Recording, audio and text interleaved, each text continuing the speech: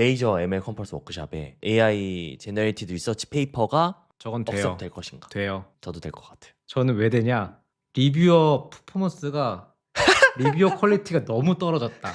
아니 저는 진짜 스톰 써보면 퀄리티 나쁘지 않고 저 컨퍼런스 논문 너무 많이 받아요 진짜로. 그리고 워크숍이면은 워크숍은 돼요. 워크숍은 저거 너무 많이 받아가지고 네, 이거 돼요. 근데 될 것 같은데 음. 저거를 되게 하는 과정도 사실 쉽진 않을 것 같고 그쵸. 당연히 프롬프트 엔지니어링 많이 들어갈 것 같고 3월 만에 돼버렸습니다.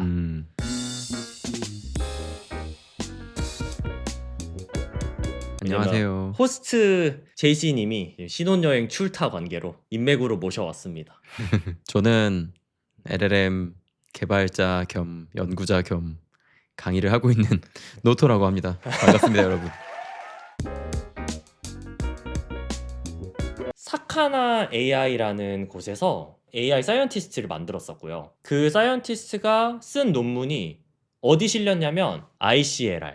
저도 잘 모르는데 논문은 좀 많이 봤어요. 주로 이제 딥러닝 학회 중에서 표현을 학습하는 그런 것들을 주로 공부하는 학회죠. 인베딩이라든지 아니면은 LLM의 뭐 그런 것들을 많이 처리하는 학회들이었는데 지금은 그냥 전반적인 어떤 딥러닝의 가장 탑티어 논문들이 올라오는 학회 중에 하나로 그냥 볼 수 있을 것 같습니다. 제가 듣기로는 3탑이라고 하던데 맞아요. 어쨌든 엄청 좋은 학회인 것 같아요. 특히 논문이라는 게 이제 아마 저널을 많이 잘 알고 계시는 분들도 계실 텐데 특히 사이언스나 네이처나 이런 게 다 저널이니까 훌륭한. 네, 근데 컴퓨터 쪽은 저널보다는 컨퍼런스죠. 저널보다는 학회를 더 우선시 치는 것 같아요. 어쨌든 그 중에 이제 최고 탑티어 학회라고 불리는 ICLR에 사실 본 논문은 아니고 워크샵에 네, 워크샵이라고 하면 보통 딸려 있는 곁다리라고 해야 될까요? 실적 인정은 조금 어렵지만 그래도 네. 가치는 있는 경우에 그런 워크샵에 실제로 실렸습니다.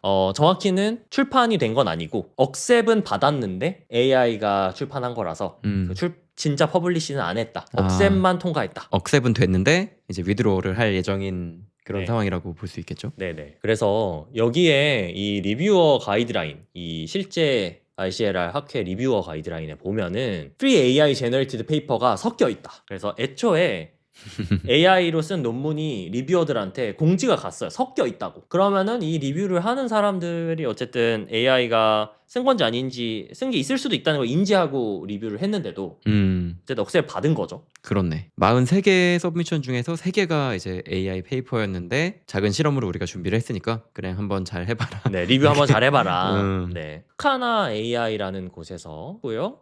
뭐 논문들 막 여기다 막 다 써놨습니다. 진짜로 자기네들이 제출한 논문들 같은 거를 다 보여줬는데 쓱 한번 내려볼까요? 여기 보면은 이밸류에이션, 실제로 이밸류에이션을 어떻게 받았는가 하면은 이제 이렇게 레이팅을 이렇게 받았어요. 이게 들어가 보니까 이 깃허브에 가니까 논문을 3개를 냈더라고요. AI 사이언티가 쓴 논문이 3개가 있고 3개가 실제로 하나가 676을 받아서 억셉이 된 거고 하나는 374가 나왔고 하나는 333이 나왔어요. 이걸 보니까 이 7을 7을 주신 분은 약간 선구안이 부족했다. 아이고. 쉽지 않았을 것 같아. 어쨌든 676을 받아서 억셉이 되었다. 논문 제목이 되게 어렵네요. 논문 제목 한번 볼까요? 이거 들어가 볼까요? 뭐라고 써있는 네. Compositional Regularization. 한 6페이지 되는 것 같은데 뉴럴넷 제너레이션에 뭐 그러면 밑에 피규어도 있고 다 있는 거죠? 커멘트들이 막 달려있고 수식도 썼고 실험도 했고 네, 그래프도 있고 데이터셋도 어쩌고 저쩌고 그래프도 잔뜩 있고 뭐 그것도 있네.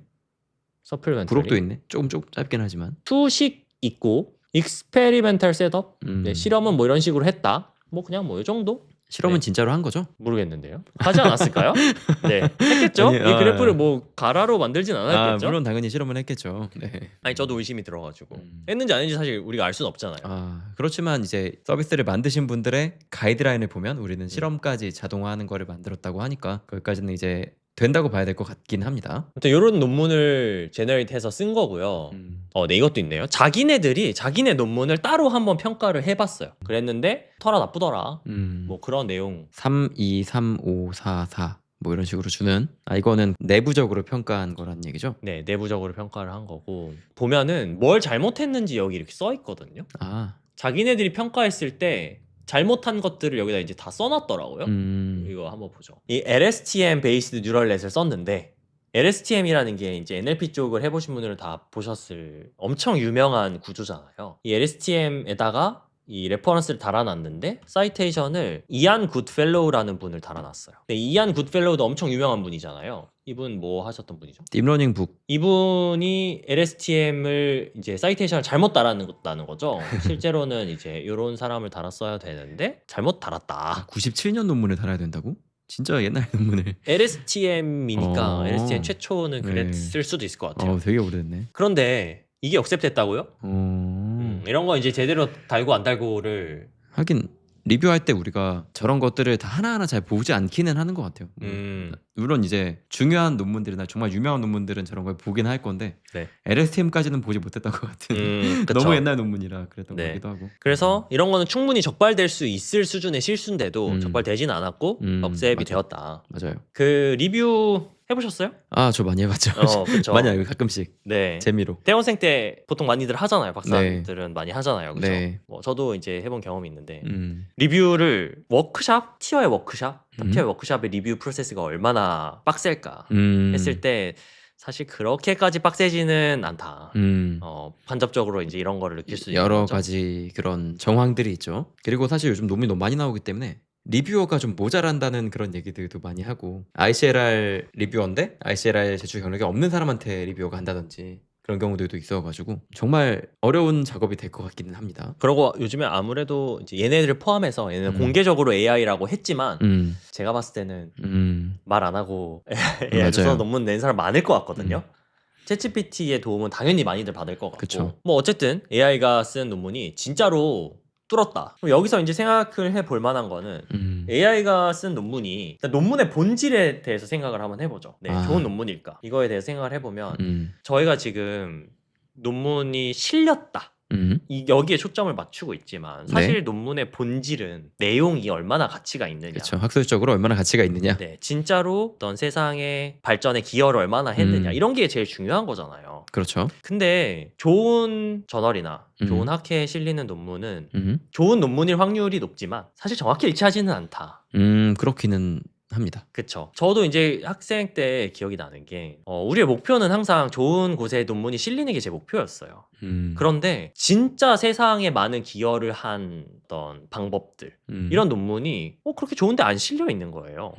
제가 그걸 보면서 저는 이제 하드웨어 전공이었기 때문에 예를 들면 지금 진짜 우리 컴퓨터에 다 들어와 있는 유명한 기술들 같은 게 별로 안 좋은 곳에 논문으로 실려 있더라고요. 제가 그걸 보면서 이게 좋은데 실렸다. 콜 좋은 논문이다. 이거랑 같은 건 아니구나. 이제 반대의 경우가 당연히 있을 수 있구나. 완전히 같지는 않다. 반대로 좋은 곳에 실렸지만 안 좋은 논문도 있을 수 있다. 어떻게 올라왔지? 약간 이런.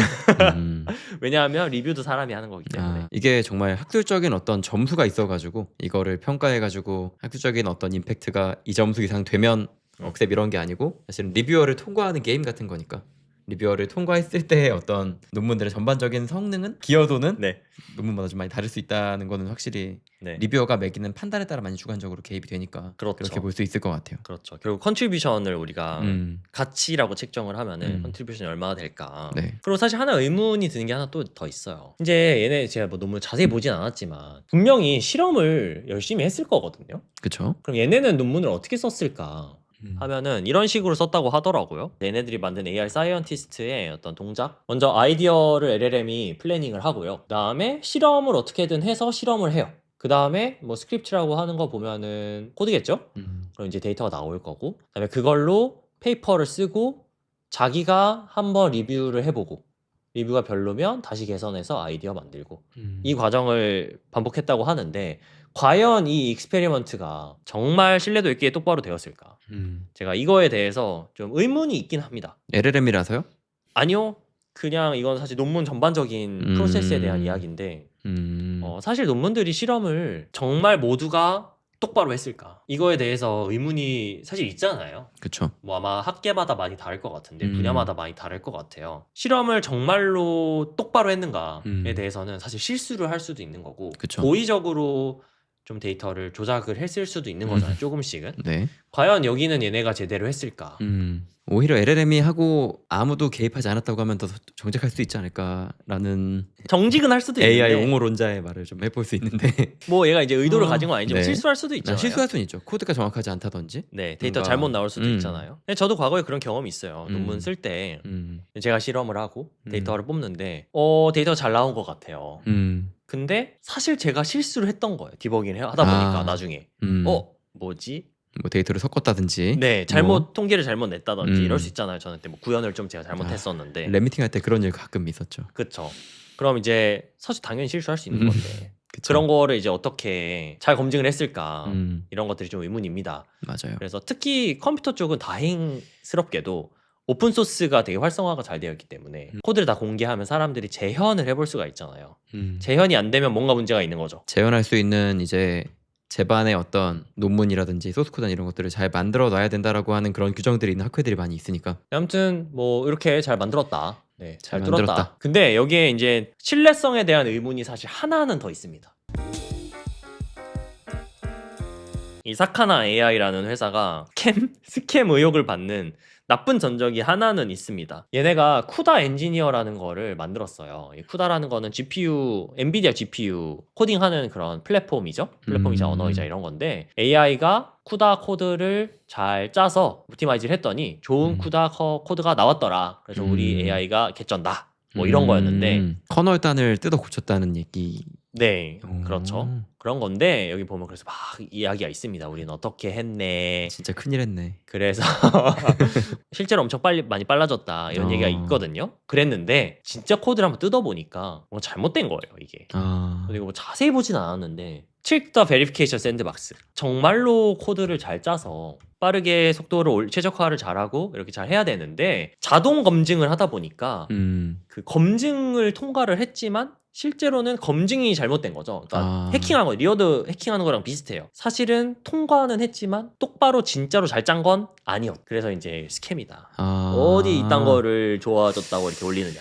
이런 이야기가 있었죠. 메모리 익스플로잇이 있다고 써 있는데 그러면 되게 심각한 문제겠죠. 아마 하드웨어 단위니까. 아마 어딘가 그렇구나. 값을 그냥 가지고 온다든지. 네, 덮어 써버린 거죠.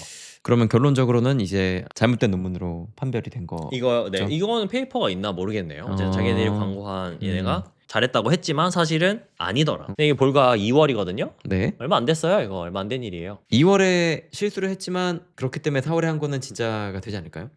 근데 리뷰가 저 때쯤 일어났겠죠.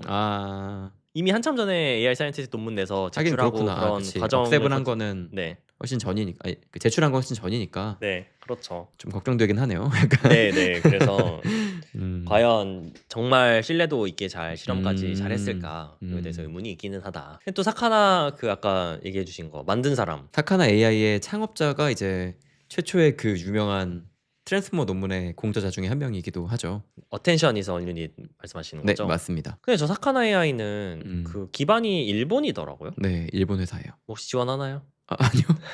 굳이? 뭐 재밌어 보이니까. 근데 여기 아무튼 열심히 하는 것 같아요. 뭔가 새로운 시도들을 되게 많이 열심히 하는 것 같더라고요. 그래서 뭐 재미있는 곳인데 뭐 어쨌든 진짜 논문 뚫었다고 하니까 네. 좀 더 생각이 드는 건 이제 AI로 이 논문을 처음부터 끝까지 짜는 과정을 재현할 수 있는 회사가 사카나 AI 말고도 더 생길 거라는 생각은 확실히 드는 것 같죠.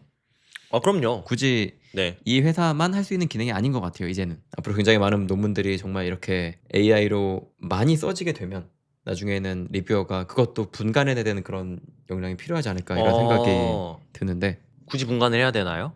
규정이 있지 않을까요? 아니면 AI가 썼다고 밝혀야 될 것 같다는 생각도 들기도 하고요. 근데 사실 AI가 써도 아까 얘기한 것처럼 컨트리뷰션이 있고 네. 진짜로 좋은 연구 결과를 만들어내면 네, AI가 써도 되는 거 아니에요? 저는 그렇게 생각합니다. 근데 이제 크레딧을 누가 가져가느냐의 문제가 될 것 같은데 만약에 제가 프롬프팅 해가지고 논문을 썼어요? 그러면 제 건가요? 라는 생각을 좀 해봐야 될 것 같아요. 왜냐면 분명히 이걸 쓴 사람들은 자기 이름을 넣고 싶어 할 거고 그러면 내가 유저자가 되면 내가 이제 시적 평가가 될 때 내가 반영이 되는 건데 그래도 되나? 이런 고민을 좀 할 수도 있을 것 같아요. 제가 생각했을 때는 될 것 같아요. 왜냐하면 논문을 AI한테 쓰라고 한 게 하나만 하지 않았을 거 아니에요. 네, 엔겔 했을 거고 제출은 제 이름으로 하잖아요. 그쵸? 제가 거기서 픽한 거잖아요. 내가 큐레이션 한 거니까. 아, 좋은 논문이라는 게 무엇인가? 나는 가치 있는 음. 연구를 내가 내 이름으로 제출한다. AI는 아하. 이제 도구라고 생각하면 그러면 만약에 논문에 심각한 부정이 발견됐다. 네, 그럼 그 책임도 져야죠. 인간이 져야 된다. 져야죠. 네. 과실을 먹을 거면 아, 책임도 같이 져야죠. 아, 그런 어. 쪽으로 이제 될 네. 것이다. 근데 저는 리뷰라는 시스템에 근본적으로 문제가 생길 거라고 봅니다. 사실 맞아요. 리뷰가 피어 리뷰. 오케이. 허점이 많아요. 뭐 제가 이제 그런 말 하기 좀 그렇지만 당연히 사람이 하는 거라서 네. 실수할 수 있다. 음. 리뷰도. 그리고 모든 논문을 다 정말 공정하게 완벽하게 평가를 하느냐, 자유로울 수가 없다. 그게. 많이 나오죠. 최근에 뭐 리뷰들 보면은 자기 논문에 왜 그 레퍼 안 했냐고 막 엄청 많이 네, 달기도 그렇죠. 하고. 그래서 이제 리뷰라는 과정이 심사에 오를 거고, 만약에 리뷰도 AI가 한다. 그게 더 쉽지 않을까요? 논문 쓰는 것보다? 아닌가? 이건 좀 궁금하네. 리뷰가 쉬울까? 논문 쓰는 게 쉬울까? 그러게요. 예를 들면 수학이라고 치면 문제를 만드는 게 쉬울까, 문제를 푸는 게 쉬울까, 채점하는 게 쉬울까, 이런 건데. P 대 MP 같은. 근데 지금도 사실 챗 GPT로 리뷰하는 사람 되게 많은데 현직 대학원 분들한테 물어보면 리뷰 코멘트가 이제 챗 GPT가 써주는 경우들이 굉장히 많다고 하죠. 코멘트는 확실히 GPT가 썼다 이런 것들을 많이 이제 보여준다고 합니다. 그러면 아마 리뷰도 언젠간 AI가 한 명은 낄 수 있다. 전체가 아니더라도 ICRI 같은 데서 리뷰어 AI 리뷰어를 하나 둔다. 이렇게 할 수 있을 것이라는 생각도 그쵸. 들기도. AI 리뷰어는 무조건 둘 것 같긴 하네요. 걔가 한번 다 컷 와. 해주고 그 다음에 그 컷 통과한 애들 중에서 사람이 리뷰를 한다던가. 왜냐면 서브밋이 엄청 많아질 거기 때문에 네. 내년부터. 그러네요. 네. 진짜 힘들겠다 대학원생들 이제. 저는 어쨌든 이 학계 시스템에 근본적으로 변화가 올 수밖에 없다 이렇게 생각을 합니다. 재밌네요. 네, 빨리 변화가 왔으면. 기대가 많이 되네요. 네. 뭐가 될지. 그럼 이런 거는 어떻게 만드냐? 테크니컬 리포트 뭐 이런 거를 한번 생각을 해볼게요. 아니면 뭐 회사 분석 보고서 이런 거 있잖아요. 증권사 같은 데 나오는 거. 그런 걸 이제 사실 누구나 쉽게 쓸 수 있는 시대가 되었어요. 맞아요. 제일 쉬운 게 오픈 AI의 챗GPT에 들어왔기 때문에 그런 게 있고, 그 딥리서치가 있죠. 그 얘기 네. 좀 이따가 할 거고. 네. 오픈으로도 최근에 화제가 된 게 있었죠. 마누스. 네. 미국 경기 침체 전망에 대한 현실적인 분석을 해줘. 오. 라고 했더니 뭐 뭘 하는지 이렇게 저렇게 검색하고 데이터 뭐 좋죠. 어떻게 해야겠다 플래닝 했고, 검색하고 읽고 또 검색하고 읽고 뭐 이런 행위를 해요. 계속 뭘 만들고 보고를 반복하네요. 사람 같죠? 이런 게 나왔습니다. 좀 이슈가 많이 되었는데 그쵸. 되게 잘 되는 것 같다. 그래서 이제 보고서 나온 거예요. 아이고. 오. 그림은 슬쩍 안 보이네요. 네, 이미지는 좀 깨졌지만 인플레이션, 물가 음. 동향, 금리 통화 정책, 고용 시장 동향 어쩌고저쩌고 쭉 내려볼까요? 음. 아유, 왜 이렇게 많아? 어. 전망 한번 보죠. 기본 시나리오 확률 60%, 점진적 성장 감속. 그렇대요. 그러니까 뭐 반영해서 뭔가 할 수 있을까요, 우리가? 주식을 좀 투자. 투자? 마누스 믿어요? 아니요. 아직. 근데 저보다는 믿을만 할 수 있어요. 나를 못 믿기 때문에. 상방 시나리오 확률 10%. 그렇대요. 보수적이네. 뭐 아무튼 이렇게 조사를 해줍니다. 나름대로 뭐 근거가 위에 쭉 다 있을 텐데. 왼쪽에 보면 막 그림도 많이 그리려고 하는 것 같네요. 네, 오. 그래프 데이터를 받아가지고 그래프를 그렸나 봐요. 저기 그건가 봐. 두 번째 게 6대 3대 1 그건가 보는데. 맞네. 맞네요. 이런 툴이 나왔어요. 마누스라고. 근데 마누스 재밌는 게 하나 또 있죠. 특이점이 온다 갤러리에서 봤습니다. 마누스 해킹에 성공했다. 저기 온다 갤러리.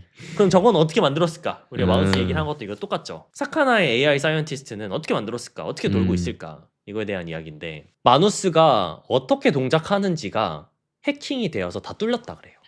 일단 쏘내시고 도구, 툴, 여기서 툴인데 툴을 29가지 뭐 툴링 하는 거나 그래프 그리는 거나 웹브라우저 검색하는 거나 파일 만드는 거나 파일 만드는 거나 그런 것들을 쭉 다 툴링을 많이 붙였겠죠. 그 다음에 without 멀티 에이전트 아니다, 그냥 에이전트 하나인가 봐요.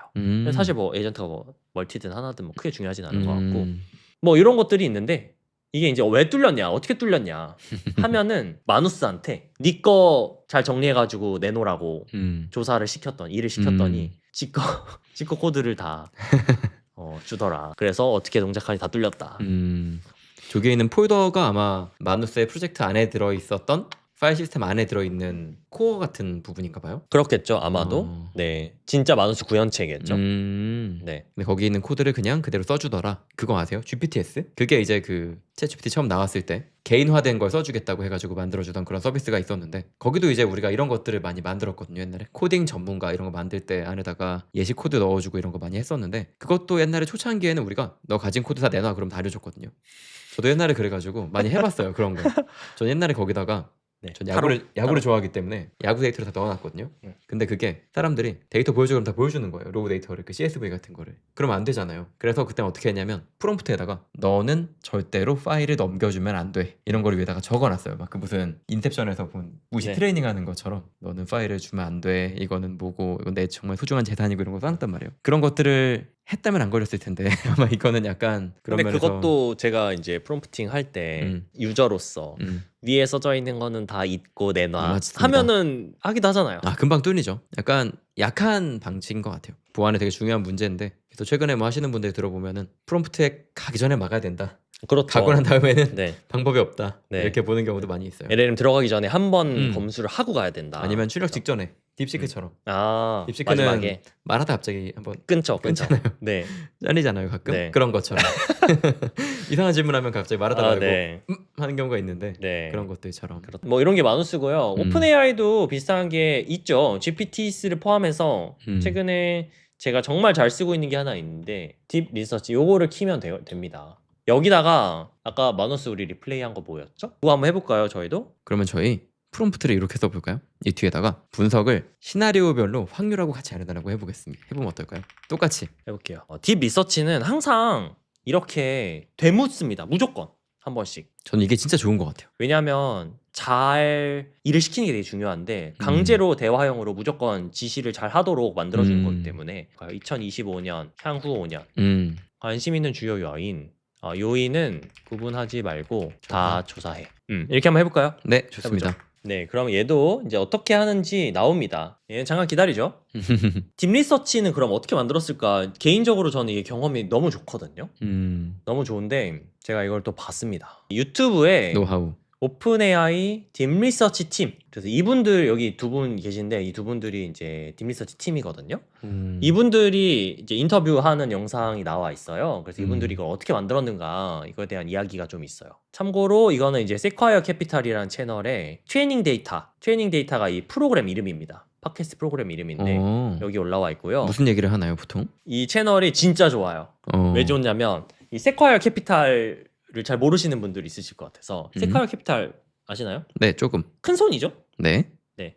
이 채널 한번 가볼까요? 여기 보면은 요즘에 오. 트레이닝 데이터가 제일 많이 올라오는데 일단 세콰이어 캐피탈은 투자사죠. 큰 투자를 하시는 분들이고 네. 그러다 보니까 영향력이 커요.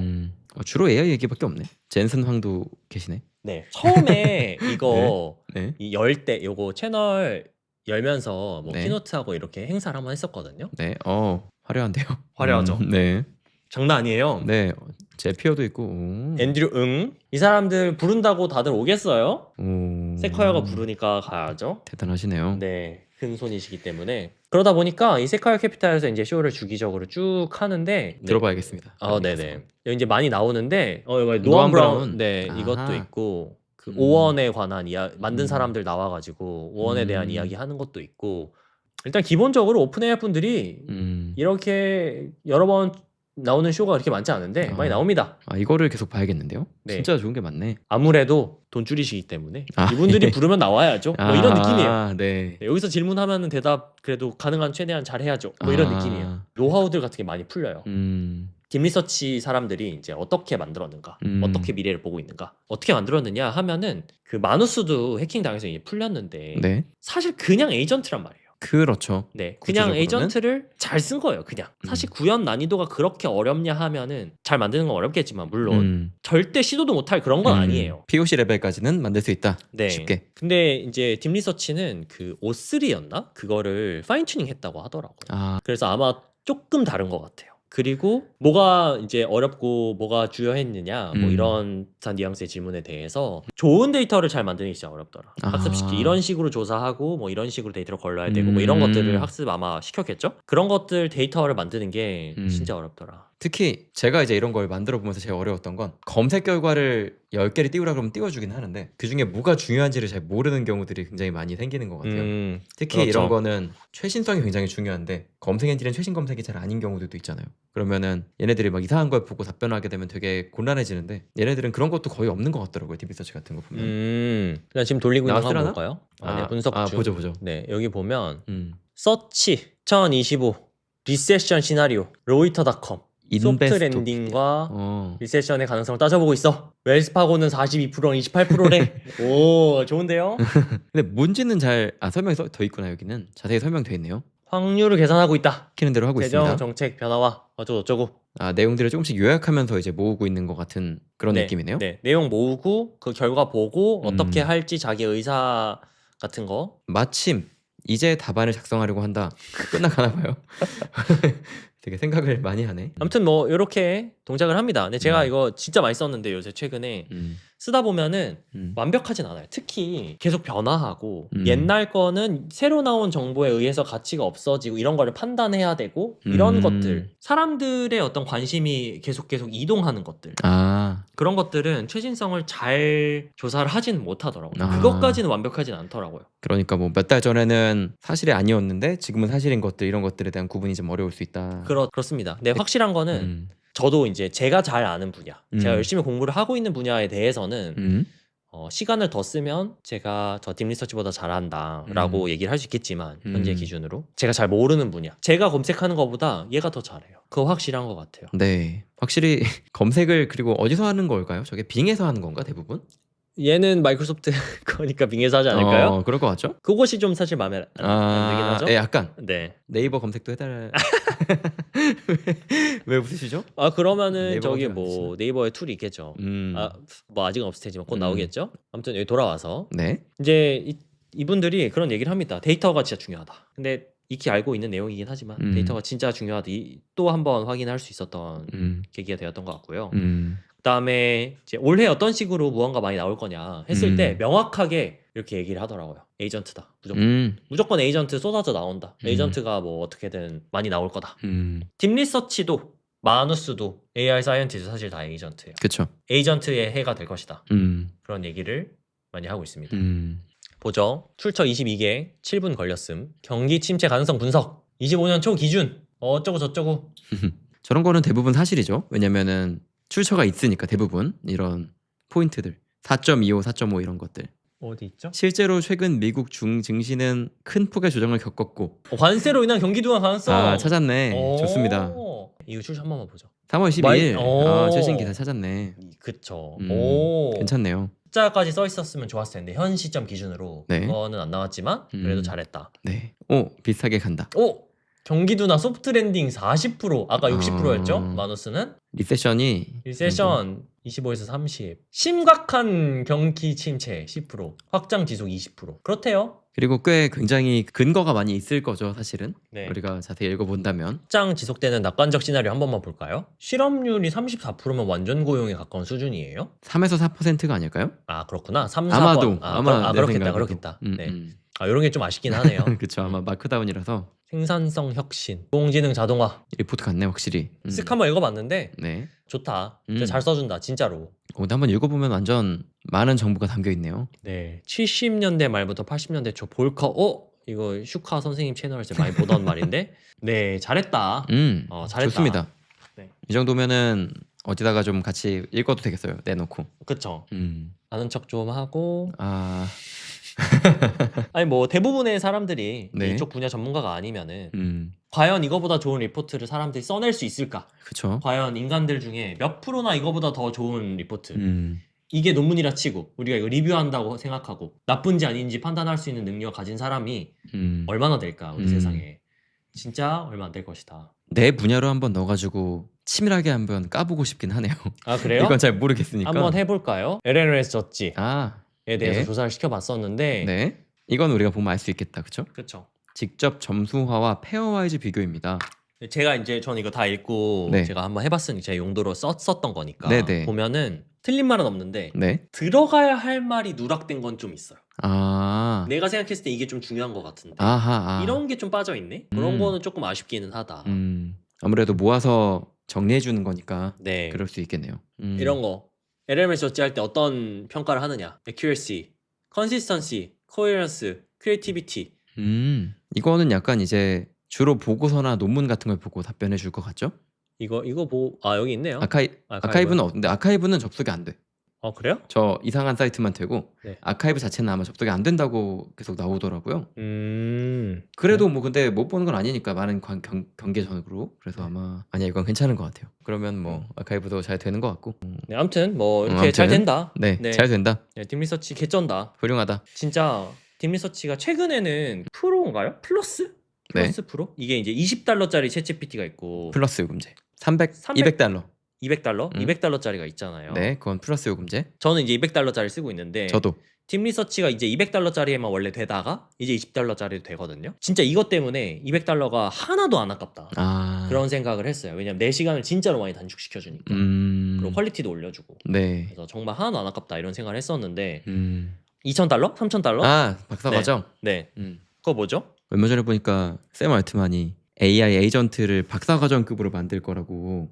이거 3천만 원짜리 월 3천 연봉 3.5억이에요. 네. 이거 챗GPT 우리 20달러에서 200달러 됐을 때도 사람들이 와 이건 좀 했잖아요. 네. 근데 결과적으로 저는 뽕에 뽕을 뽑을 정도로 너무 잘 쓰고 있거든요. 네. 근데 이건 사람마다 당연히 다 다르겠지만 그쵸. 이거 더 비싼 거 100배 비싼 거죠? 네. 월 2,900만 원이면은 음. 내놓겠다. 음. 그러면 진짜로 걔를 써서 그 연봉 3.5억 사람보다 더 많은 일을 해내야 되는데 과연 할 수 있을까? 어떻게 생각하세요? 된다고 봅니다. 당연히. 근데 이거를 쓸 수 있는 사람들은 너무 한정적이긴 하겠죠, 당연히. 그쵸. 저게 유용할 사람들은 세상에서는 좀 일부이긴 할 테지만 일단 우리 회사는 못 쓰고. 뭔가 이제 뭐 대기업에서 한 팀에다가 하나 놓는 정도로 이렇게 쓰는 거는 가능할 것 같아요. 한 두세 명치라고 보고. 저게 이제 뭐 비용이 책정된 이유는 성능에 자신이 있으니까 그렇게 말을 한 거겠죠, 그래도? 네 실제로 뭐 아웃풋을 낼 수 있으면 네. 그럴 것 같죠. 이걸 쓰는 사람들하고 안 쓰는 사람들하고 확 격차가 생길 거라는 생각이 좀 걱정되는 것 같긴 해요. 네, 쓸 수 있는 여력이 되고 그러니까요. 쓸만한 용도를 이미 가지고 있는 사람들 그런 사람들을 앞으로 더 빨리빨리 치고 나갈 테니까 지금도 아카이브 검색하는 사람하고 리서치 쓰는 사람하고 비교해보면 엄청 차이가 많이 날 텐데 3.5억 연봉의 에이전트는 어디까지 할 수 있을지 논문 막 10개 쓰는 거 아닌지 그쵸. 단순 조사 취합 이런 게 아니라 그쵸. 뭔가 새로운 걸 많이 와. 코드도 다 짜주고 프로젝트도 만들어주고 이런 거 할 것 같거든요. 진짜 격차가 확 벌어질 거라는 걱정이 되게 많이 되네요. 1차 정리를 한번 하면은 네. AI 사이언티스트가 나왔다. 걔네만 만든 게 아니라 마노스라는 것도 나왔고 오픈AI도 딥리서치라는 게 있고 네. 얘네들 사실 다 AI 에이전트다. 성능은 어느 정도냐? 진짜로 ML 학회 ICLR을 뚫을 만큼 억셉을 받을 만큼 이런 게 벌써 이제 세상에 나오기 시작했다 라고 요약할 수 있을 것 같아요. 그럼 진짜 저 에이전트는 어떻게 만드냐? 물론 이제 약간 복잡한 플로우가 들어가긴 하는데 저희는 이제 원리적인 부분에 조금만 설명을 드릴게요. 어떻게 이런 것들이 언어 모델인데 분명히 왜 이런 작업까지 할 수 있는지에 대한 그런 과정들이 좀 들어가야 될 거라는 생각이 들어서 조금 설명을 드리겠습니다. 네. 에이전트가 어떻게 작동하는지에 대한 아주 간단한 예시를 좀 가지고 와봤습니다. 여러분들께서 이제 여러 가지를 보시면서 LLM이 기존에 있던 뭐 챗GPT나 이런 모델에서 에이전트로 발전하는 게 엄청 큰 변화인 것처럼 보이실 수도 있는데 사실은 엄청 간단한 형식의 변화에서 출발하는 거거든요. 우리가 알고 있는 뭐 오퍼레이터, 딥 리서치 아니면은 엔트로픽의 컴퓨터 유저 에이전트라든지 이런 식의 기능들은 이런 식 작동을 하는 거예요. 유저가 질문해요. 서버 상태 알려줄래? 이렇게 질문을 하면 LLM은 그냥 말을 할 수가 없는 거죠. 서버 상태를 봐야 되니까. 그러니까 어떻게 하냐면 콜, 툴, 상태 검색, 쿼리는 60일 이렇게 붙이는 거예요. 이게 뭐냐면 저게 대답을 예를 들면 챗GPT에서 대답을 나오는 게 저렇게 나온다는 거죠. 맞아요. 서버 상태 알려줄래 하면 잘 모르겠는데요. 이렇게 텍스트 나오는 것처럼 콜 어쩌고 저쩌고 이렇게 나온다는 거죠. 맞아요. 이게 특별한 뭐 토큰이라든지 이런 식의 패턴을 출력하는 거예요. 예를 들면 함수를 실행하십시오. 함수 이름은 retrieve status, 쿼리는 60일 이렇게 쓰는 겁니다. 근데 이거는 당연히 LLM이 나한테 이런 함수가 있다는 걸 알아야 되겠죠. 그거는 이제 윗단에 프롬프트로 들어가는 거예요. 작동은 이런 식으로 하는 거예요. 서버를 물어보면 그 밑에 이렇게 LLM이 콜을 하는 거죠. 이거를 LLM은 실행할 수가 없습니다. LLM은 그냥 언어 모델이니까요. 출력만 해요. 그러면 이걸 받아가지고 파싱해서 밖에서 실행을 해오는 거예요. 프로그램상에서 실행해 오면 결과가 있겠죠. 그러면 그 결과를 받아가지고 다시 한번 LLM에다가 집어넣는 겁니다. 그럼 이런 문제가 돼요. 너가 질문을 했고 그 다음에 LLM이 그러니까 너죠? LLM이니까 네가 이걸 실행하라고 했어. 그래서 우리가 실행 결과를 가지고 왔다. 이 세 개를 보고 답을 해. 이렇게 문제가 바뀌는 거예요. 그러면 얘는 유저가 서버를 물어봤고 내가 실행하라고 했는데 결과 504니까 답을 이렇게 말을 할 수 있다는 거죠. 이게 가장 기본적인 에이전트 작동 방식입니다. 그래서 이때 이 툴 실행 결과를 만들어주는 것만 우리가 LLM의 출력으로부터 연결하면 돼요. 그래서 뭐 만약에 뒤에서 검색 기능을 붙인다 라고 하면 이런 식의 이제 코드를 짜가지고 넣어줄 수가 있는데, 이 코드는 이제 넘어가고요. 간단하게 설명드리면 이런 걸 만들어주는 거죠. 프롬프트에다가 너는 뉴스 검색을 할 수 있어. 근데 그 실행 방법은 get news라고 하는 이름의 툴을 실행하는 거고, 규칙은 이렇게 써 있어. 규칙을 넣어주는 거예요. 다 텍스트로. 그러면 이 내용을 받아가지고 LLM 바깥에서 이렇게 생긴 어떤 내용이 프롬프트로 들어갑니다. LLM의 윗단에, 그러니까 프롬프트에 우리 안 보이는 부분에 너한테는 이런 펑션이 있는데 이런 식으로 작동하는 거야 라는 게 들어가는 거예요. 그러면 이거를 본 LLM이 이런 방식의 출력을 이제 생성하게 되는 거죠. 이게 이제 LLM의 툴 콜링이라고 하는 방식입니다. 근데 이거를 여러 개의 데이터에 대해서 여러 번 쭉 하면서 나열할 수 있다 라고 하면 우리가 이제 여러분들이 보고 계시는 에이전트가 되는 거죠. 지금은 검색만 붙였지만 검색이 아니라 파일 만들기, 뭐 글쓰기, 뭐 이런 여러 가지 기능들이 들어가면 여러 개의 툴을 탑재한 에이전트가 되는 겁니다. 또 이런 식으로 이해하실 수가 있고요. 그래서 가장 기본적인 건 LLM한테 도구를 사용할 수 있는 능력이 있다는 것을 알려주면 얘가 알아서 능력을 실행하는 명령어를 출력하고 그거를 우리가 보지 못하게 밖에서 실제 명령어의 결과랑 연결해 준다는 작업만 밖에서 실행해 주면 되는 거죠. 저거 그럼 챗 템플릿에 저런 게 다 들어가 있죠? 아, 맞아요. 챗 템플릿에 보면 여기 제가 잠깐 간단하게 써놨는데 꺽쇠 펑션 콜이라고 하는 부분이 있죠. 이런 것들이 들어있는 거예요. 서버에서 보고 이거는 펑션 콜이다 해가지고 함수를 실행해야 된다라는 거를 get use, 쿼리는 오픈AI 이렇게 되어 있는 걸로 파싱을 해가지고 이거를 밖에서 get use라는 함수에 오픈AI 집어넣은 거를 실행해가지고 넘겨주는 거죠. 근데 이걸 판단하는 건 LLM이 하는 거예요. 그게 되게 재밌는 점이죠. 툴을 콜할 수 있는 능력을 LLM 만들 때 네. 학습을 시켜야 되는 거죠. 예, 맞아요. 처음에는 절대 가지고 있는 기능이 아니고 LLM한테 툴이 있을 때 실행하고 받아오는 그런 하나의 플로우를 학습에 추가로 시켜야 됩니다. 파인 튜닝을 시켜야 되는 거죠. 그 파인 튜닝, 툴 콜링하는 파인 튜닝 할 네. 수 있는 데이터셋도 있나요? 있습니다. 그거 왠지 허깅 페이스께 있을 것 같은데. 네, 있어요. 네, 이런 데이터들이 있는데 좀 복잡해요, 보기가. 제가 좀 간단하게 설명드릴게요. 확대해가지고. 이런 데이터가 들어있는 거예요. 이게 시스템 메시지예요. 시스템 메시지 이렇게 붙이는 거예요. 시스템 메시지라고 하는 거는 그러니까 LLM의 프롬프트를 맨 위에다 붙이는 건데 최상단 프롬프트 이렇게 들어가는 거죠. 당신은 제너레이티브 패스워드라고 하는 기능을 사용할 수 있습니다. 이거는 이런 식으로 작동하는 거예요. 이렇게 들어있는 거예요. 그러면 누가 질문을 하면 답을 그냥 하는 게 아니라 이 함수에 대해서 출력하는 능력을 가르치는 겁니다.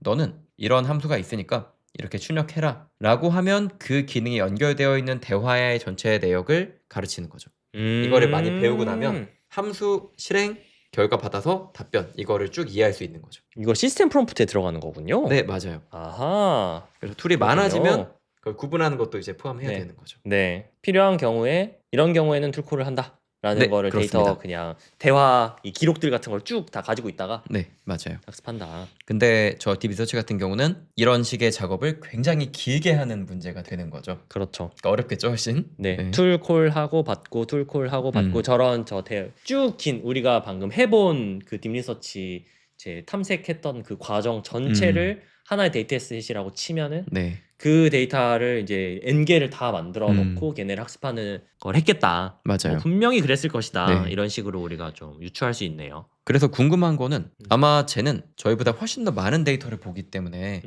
컨텍스트 길이가 엄청 길 거예요. 아마 그걸 다 합치면 그걸 아마 중간에 좀 줄이거나 요약하는 작업들이 있을 거라는 그런 생각을 해보기는 합니다. 그걸 다 보긴 좀 어렵기 때문에 그렇지 않을까 싶습니다. 네. 이런 기능들이 연결된 LLM들은 이런 능력을 가지고 있습니다. LLM이 텍스트 출력한 거를 실제 행동으로 연결할 수가 있는 거죠. 아까 말한 것처럼 날씨 알려줘 그러면 날씨 API 호출 해가지고 가지고 온 거를 실제로 호출해서 넘겨줄 수 있기만 하는 부분만 자동화를 시켜놓으면 날씨를 알려줄 수 있는 거죠. 이런 기능들로 활용할 수 있다는 겁니다. 그래서 이때부터는 이제 우리가 좀 너무 이제 익숙한 얘기지만 LLM이 단순히 말만 하는 게 아니라 일도 할 수 있다. 컨트롤 타워가 될 수 있다. 이렇게 볼 수 있는 것 같습니다. 여기까지 말씀드릴게요. 이제 최근에 그저껜가? 오픈AI에서 라이브를 했어요. New Tool for Building Agent. 방금 저희가 툴 콜링 이야기를 했는데 그 툴 콜링 LLM이 어쨌든 툴을 콜링하는 것처럼 네. 그런 걸 좀 더 잘 하려고 오픈AI가 뭘 만들어낸 거잖아요. 그쵸. 그러니까 아까 제가 설명드렸던 이런 여러 가지 툴을 실행하는 구조나 이런 것들이 과거에도 있었거든요. 근데 조금 불편했어요. 만드는 과정들이. 특히 그런 것들이 뭐 여러 개의 툴을 고르는 작업이나 이런 것들을 만들어주는 것들이 프롬프트에 많이 의존하기도 하고 이런 구조들이 기존의 챗 콘넥팅 API하고 같이 호환을 시키려고 하려다 보니까 조금 약간 개발하기 좀 어려운 부분들이 있었는데 그런 능력들을 어렵다고 하는 거는 네. LLM을 사용해서 에이전트를 만들려고 하는 에이전트 개발자가 어려웠다는 뜻인가요? 그렇죠. 코드를 아. 짜기가 좀 어려웠다는 부분도 네. 있고 그런 것들이 좀 이제 전부 프롬프트로 만들어지고 인터페이스가 좀 추적하지 않은 측면들이 있었는데 이 오픈 AI가 새로 만든 툴들은 굉장히 이제 API 단에서 훨씬 더 복잡하게 이런 것들을 만드는 것들을 좀 간단하게 해주는 것들을 많이 만들어줬습니다. 일단 여기 보면 빌트인 툴을 만들어 놨어요. 그래서 웹서치라든지 아니면은 뭐 가장 유명한 건 날씨 찾는 건데 동 만드는 거 이런 것들이 있거든요. 이런 것들을 여러 가지를 처리하는 굉장히 그 쉬운 툴들을 미리 만들어 놓은 거예요. 이게 여기에 포함되는 것이 오픈 AI의 그 오퍼레이터에 들어있는 컴퓨터 사용하는 네. 툴도 있고 이런 것들이 만들어져 있어서 훨씬 더 쉽게 개발할 수 있게 해준다고 합니다. 그래서 그런 부분들이 많이 차이가 날 것 같은데 이런 측면에서 뭐 여기 있는 오픈 AI가 만든 요 툴도 있고 지금 또 엔트로픽에서 비슷한 것도 만들었죠. MCP 얘기하시는 MCP로 거죠? 넘어가 보죠.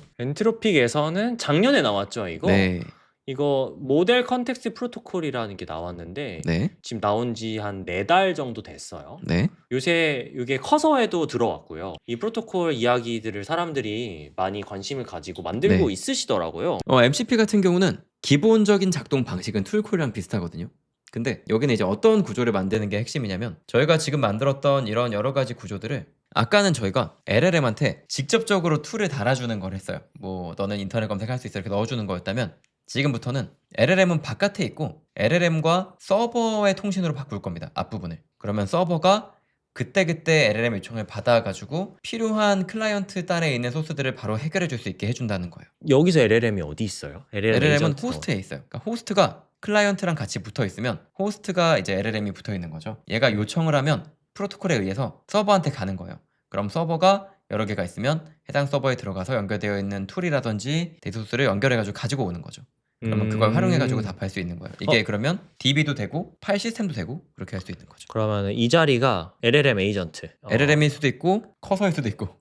그쵸. 커서에 LLM 은 LLM이 있는 거니까. 그쵸. 그쵸? 맞아요. 이게 여기가 LLM 에이전트고 네. 툴콜링을 하면은 이런 툴들이 있다. 이런 게 여기 이제 프롬프트로 들어가 있어가지고 예, 맞아요. 어떤 뭐 요청을 하면은 알아서 여기에 갔다가 돌아오는 걸 하는 건데 여기까지는 똑같은 거죠? 네. 근데 LLM이 출력하는 것보다는 이제 이 안에서 약간 서버처럼 신호를 보내고 받아오는 방식으로 약간 좀 일반화를 시켰다고 보는 것 같아요. 왜냐면 모델마다 그런 프롬프트 형식도 다르고 그런 네. 것들이 있을 건데 네. 그런 부분들을 좀 서버와 프로토콜 관계, 서버와 클라이언트 관계로 만들어줬다라는 게 좀 의미가 있는 것 같고요. 그리고 이렇게 만들면은 뭐가 좋냐면 툴은 툴 내용이 바뀌면 프롬프트가 바뀌어야 되기 때문에 다시 켜야 돼요. 근데 얘는 그럴 필요가 없어요. 왜냐면 서버가 실시간으로 가지고 올 거니까. 그런 구조들이 좀 차이가 있기도 한 것 같아요. 그러면은 네. 그러게 되겠네요. 멀티턴이라고 치면은 네. n턴 동안 네. 프롬프트 시스템 프롬프트에 아까 들어간다 했으니까 네. 한 턴이 시작하면 그 대화가 끝날 때까지 툴이 바뀔 수가 없는데 원래는 그렇죠. 원래는 얘는 그래요. 넣었다 뺐다가 되네요. 예, 그렇게 할수 이 있는 대화에는 요것만 했다가 음. 다음 대화에 저거 에이전트 구현할 때 편하겠는데요? 네, 훨씬 그러네. 편하다고 생각이 됩니다.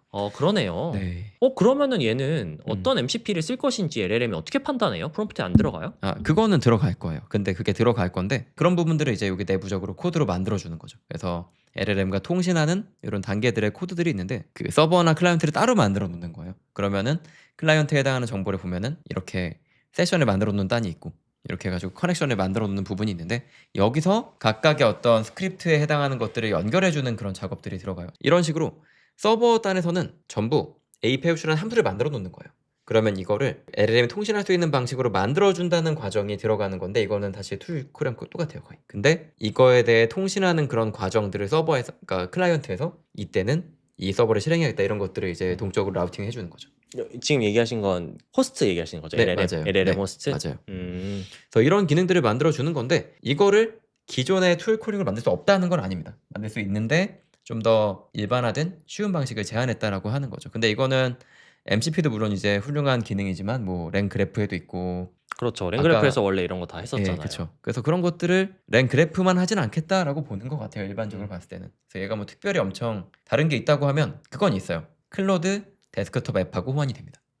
이게 되게 중요한 점이죠. 엔트로피 거니까. 왜냐면 그렇죠. 그리고 네. 이거는 되게 중요한 문제예요, 사실. 왜냐면은 다른 것들은 다 코딩을 해가지고 실행해야 되는데 네. GUI도 만들어야 되는데 네. 얘는 필요 없잖아요. 이렇게 하면. 그것도 왜요? 랭그래프도 뭐 스튜디오 네, 있었죠. 스튜디오도 있고. 근데 개발자만 할 수 있잖아요. 그런 거. 네. 근데 이거는 약간 개발자가 아니어도 할 수 있을 것 같은 그런 난이도가 낮은 느낌이 좀 있어서 음. 그렇지 않을까 싶어요.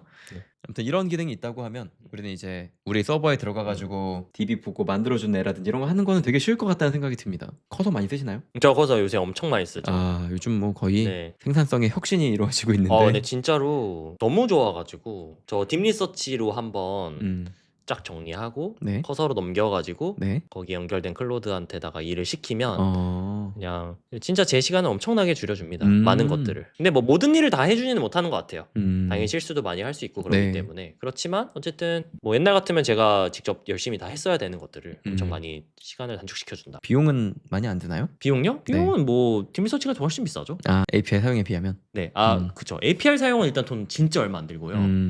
그 커서 프로를 쓰거든요. 저는 네. 에이전트랑 이런 거 좀 쓰려고 어. 커서에 있는 에이전트 쓰려고. 네. 네, 커서에 있는 에이전트는 제 생각이 조금 별로고 딥리서치가 훨씬 좋고 이제 커서에도 어쨌든 MCP가 붙어가지고 저도 아직 안 써봤는데 MCP를 한번 붙여가지고 좀 네. 한번 써보면은 더 좋지 않을까 예. 생각합니다. 논문이 문제가 아닌데 너무 많은 것들을 할 수 있는 것 같은데 훌륭합니다. 뭐 논문은 이제 좀 끝판왕 같은 느낌이죠. 뭐 제가 이제 논문을 쓰진 않으니까 저는 이제는. 언젠가 한번 네. 같이 쓰실 수도. 논문을요? 네. 저 요즘 논문이 쓰고 싶어요. 왜요? 그냥 뭔가 연구가 좀 하고 싶은 그런 느낌이 있어서. 그래. 그러니까 그 페이퍼의 형태가 중요한 게 아니라 의미 있는 컨트리뷰션을 하고 싶다는 뜻이시죠? 리서치를 하고 싶어요. 리서치를 해서 네. 대단한 걸 좀 만들어 보고 싶다. 너무 요즘 멋있는 게 많이 나오니까 네. 좀 해보고 싶다 이런 느낌이 드는데 GPU가 뭐 많이 드니까. 질 때까지 하지 않으셨어요? 아닙니다. LLM 연구를 많이 못했기 때문에 그렇죠, GPU를 그렇죠. 좀 빌려주실 분을 찾을 수 있어요? 아닙니다. 아닙니다. 농담입니다. 네. 아무튼 네. 제 3090 하나 정도는 대여 가능합니다. 저는 그것보단 좋아요. 그 정도는 아닙니다. 네. 아무튼 그런 기능들이 있었습니다. 이건 이제 아마 앞으로 발전될 거고 아마 조만간 더 많은 얘기들을 좀 보실 수 있을 것 같아요. 정말 많이 구현을 해보거나 이런 부분들에 있어서 많은 발전들이 있을 것 같습니다. 정리하자면 딥리서치 미쳤다. 많이들 쓰세요. 네. 진짜 AI를 모두가 쓰는 세상은 안 올 거고 기본적으로 왜요? 나중에 좀 늦게 올 거잖아요.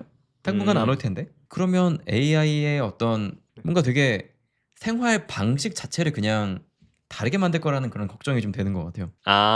그- AI 소외 계층? 예. 저는 그게 제일 걱정되는데. 그래요? 혹시 월이 보셨습니까? 월이 옛날에 봤던 것 같은데 완전 지금 잘 명작이잖아요. 기억 안 납니다. 월이에 보면은 사람들 다 누워가지고 네, 화면에서 보여주는 막 영상 보면서 막 평생 사는 사람들 있잖아요. 네, 우주선 안에서 네. 그렇게 사람들이 있을 거고 안 그런 사람들은 혼자 진짜 막 엄청 그 제한된 기간에 노동을 하는 사람들이 있지 않을까 그런 생각이 드는데. AI를 그러면은 지금 열심히 쓰는 사람들은 득을 볼 것이다. 예, 저는 그렇게 생각하고 음, AI를 특히 저런 큰 에이전트를 쓰지 못하는 사람들은 정말 뭔가 정보 이런 모든 거에서 굉장히 많이 속도나 이런 것들에 피해를 보지 않을까. 그럼 그런 지금 생각이 우리 뭐 듭니다. 해야 돼요? 그것은 여기서 말씀드리지 않겠습니다. 왜요? 아니야, 너무 걱정되는 그래요? 부분들이 있기도 하고. 그래요? 글쎄 우리는 뭐 따라가야죠. 근데 그거는 우리가 할 일이 아니고 정책적으로 해야 될 일이 많을 것 같다는 생각이 드는데. 네. 갑자기? 네, 갑자기 갑자기 전 그런 생각이 들어요. 갑자기. 네. 그래요? 네, 진짜. 저도 이제 그 고민인데 음. 뭘 해야 될까? 뭘 지금 해야 뭘 될까? 해야 될까? 그니까요. 근데 저도 잘은 모르겠지만 네. 확실한 거는 일단 이쪽에 붙어 있어야 되는 거는 맞다. 그거는 확실한 것 맞아요. 같다. 진짜 발전 속도 너무 빠르고. 우리는 붙어 있어야죠. 그리고 에이전트가 실제로 이제 제가 최근에 만든 에이전트가 네. 아마도 응? 많은 사람들을 대체할 것 같기 때문에 네. 그런 점들이 이제 채용의 어떤 기회가 적어짐 이런 걸로 이어지는 거잖아요. 그쵸. 사실 제가 최근에 그 어디였지? 프랑스 회사 있었잖아요. 그 세일즈포스. 세일즈포스요. 세일즈포스에서 신입 개발자를 안 뽑는다고 올해는 그렇게 천명하기도 했고요. 아니 그 신한은행인가? 제가 네. 어디 고객센터 전화하니까 네. 무조건 AI가 보내주더라고요. 어디로 상담사든 메뉴든 이런 거 무조건 AI가 보내주더라고요. 제가 그 네네. 선택지 담당사랑 전화하겠습니다. 선택지 누르는 게 없어요. 얘가 그런 거- 먼저구나. 네, 그런 걸 보면은 이제 상담사가 많이 줄었겠구나. 예, 그쵸. 이런 생각이 당연히 무조건 들게 되고 그래서 프롬프트를 해킹해야지 나는 상담사랑 전화를 할 수가 있구나. 그럼 그럼 어떻게 해야 되는 거지? 그거 어떻게 했더라? 어째서 아. 나는 꼭 전화해야 되니까 뭐 이런 식으로 하니까 그럼 우리 전화인데. 문제로 치면 툴이 여러 개 있는데 콜 펄슨으로 가야 되는 것만 네. 트리거하는 방법을 생각해야 되는 거네. 그쵸. 절대 답 못하는 문제. 지금 당장 급한 일이 필요하든지 이런 것들이 있으면 되겠네요. 네, 그때 뭐였지? 제가 왜 했지? 아무튼 저 진짜로 사람이 필요한 거였거든요. 네. 그래가지고 갔었는데 네. 처음에 실패했어요. 사람한테 가는 거를. 어이구, 네. LLM이 안 보내줘가지고. 네. 아무튼 알게 모르게 음. 이미 그 사람들 많이 없어지고 있는 아. 게 사실 당연한데 이게 있는 사람을 자르는 게 아니라 새로운 사람을 안 뽑으니까 은근슬쩍 이렇게 되는 거잖아요. 채용 시장이 괜히 얼어붙은 게 아니다. 그쵸. 이런 생각이 들어요. 어떻게 해야 될까요? 이거는 다른 영상에서 자세히 말씀드려야 될 것 같은. 그런 저도 모르겠어요. 느낌이 듭니다. 네. 알게 되면 네. 고민 중이라 네. 네, 어떤 확신이 생기게 되면 공유를 하도록 하고요. 저도 이제 아등바등 열심히 하고 있다 그냥. 네. 저희는 뭐 패스트 팔로워로서 열심히. 네. 저 소시민으로서 열심히 따라가고 있다. 다음에 또 기회가 되면 제가 그런 얘기 하러 나오겠습니다. 네. 좋죠. 어려울 것 같은데. 네. 방법을 제시해 주시면은 네. 너무 좋죠. 오늘 뭐 그럼 여기까지 할까요? 네, 좋습니다. 네. 여기까지 하겠습니다. 수고 많으셨습니다. 아, 네. 네. 재밌었습니다. 네. 뭐 다음에도 또 오세요. 네. 네, 오늘은 뭐 저희 다른 호스트 분이 안 계셔 가지고 오시게 됐지만 다시 오나요? 다시 오죠. 계약이 돼 있나요? 계약은 안 되어 있는데요. 그러면 뭐 알겠습니다. 네, 저희 뭐 네네.